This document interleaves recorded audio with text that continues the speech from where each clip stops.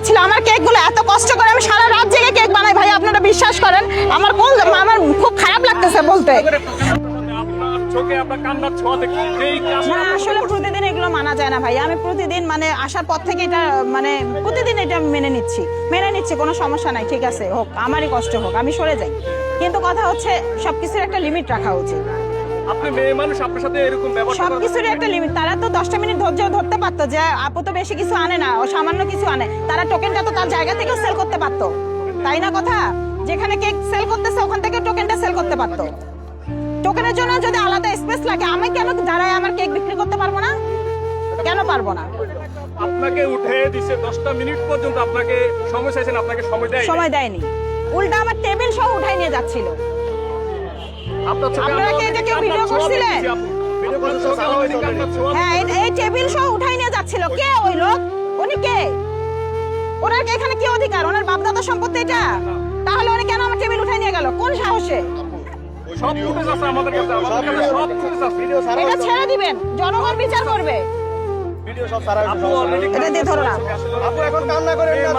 জনগণ বিচার করবে কেন আমার টেবিল উনি উঠাই নিয়ে যাচ্ছিল। আমার কেকগুলো এত কষ্ট করে আমি সারা রাত জেগে কেক বানাই ভাই, আপনারা বিশ্বাস করেন? আমার খুব খারাপ লাগতেছে বলতে। আমি সারাটা রাত জেগে কেকগুলো বানাই, কারোর মতো বেকারের লোক দিয়ে বানাই না। এত কষ্ট করে আমি সারাটা রাত জেগে সবার ভালোবাসা পাইছি জন্য আমি এখানে আসছি, নাহলে আমি এখানে আসতাম না।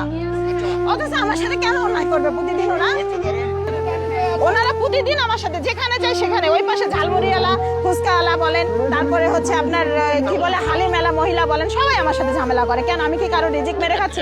আমি তো বলবো তাদের বরঞ্চ আমার জন্য আরো 2টা লোক আসতেছে। আমি তো বলবো আমার জন্য তাদের 2টা লোক আসতেছে। আমার মিষ্টি খেয়ে যদি ঝাল খায় না, আমি আর করবো না। অনেক চুপ করে থাকছে, আর থাকবো না। আমি দেখবো কালকে থেকে কে আমাকে উঠাই দেয়, এটাই আমি দেখবো। কালকে আমি আগে এসে একদম সামনে বসবো, দেখি আমাকে কে উঠাই দেয়, কার এত বড় সাহস। বাংলাদেশের মানুষ আপনার পাশে আছে, আপনি একজন মহিলা মানুষ হয়ে কেক বিক্রি করতেছেন, আপনাকে বরং সাপোর্ট করা দরকার। আমি এমন না বাজে জিনিস খাওয়াচ্ছি, আমি এমন না হচ্ছে অস্বাস্থ্যকর জিনিস খাওয়াচ্ছি। কেউ আইসে লাইসেন্স আছে, কেউ আইসে এইটা, কেউ ফোনে হুমকি দিচ্ছে আমার নামে মামলা করবে। মামলা করুক না, করুক মামলা। এত বড় বড় ব্যবসায়ী থাকতে আমার পিছনে কেন লাগবে? একজন হাউস ওয়াইফের মানে একজন গৃহিণী, আমি ঘরে কাজ করি, 2টা কেক বানাই, আমি আইসা বিক্রি করি। এটা তো এমন কিছু না, আমি বিজনেস করতেছি না আহামরি। এটা পুরাটাই পরিকল্পনা। উনি কোথা থেকে আসলো আজকে? আমাকে কেন ফোনে হুমকি দেওয়া হইলো যে